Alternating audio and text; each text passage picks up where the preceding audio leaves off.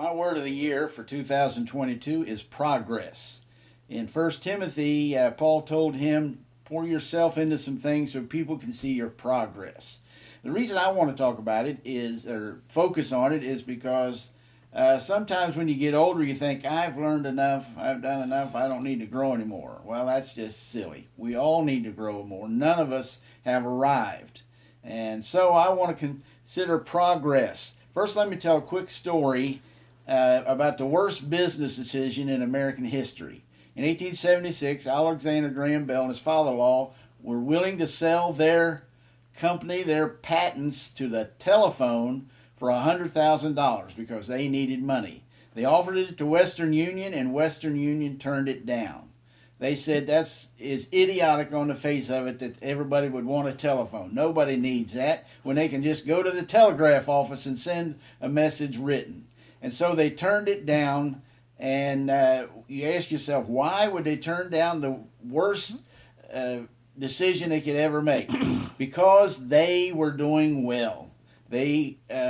Western Union was putting telegraphs all over the West and all over America. They were doing good. They were complacent and satisfied and made a dumb decision, and now nobody goes to the telegraph office, but all of us use a telephone. I want to say this because you may think you don't need to make any progress. Ask your wife or husband or friend if that's true. Of course we do. So let me quickly say why make progress. It matters to you. You stay closer to God when you make progress because it seems like everything is pushing us down away from God. If we don't make progress, we're going to just drift further and further away from God, and we don't want that. It makes you better in your life. When you make progress, you're a better husband, you're a better wife, you're a better worker, you're a better friend, you're a better Christian. And that's a good thing. And you have a future.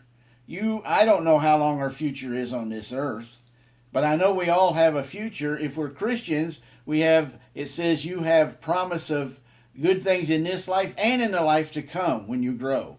So I think that getting better will help us even in heaven with whatever we're going to do there. But it also matters to others if you make progress. You're going to be a better example. And I know there's some people you care about, children, grandchildren, people you're close to. You're a better example when you make progress in your life. You're more attractive. People want to be around somebody who's growing, who has something to offer. And you're able to influence people for their good. When you're making progress, you're more alive. You have something to offer for other people. And we want to do that. We want to help other people.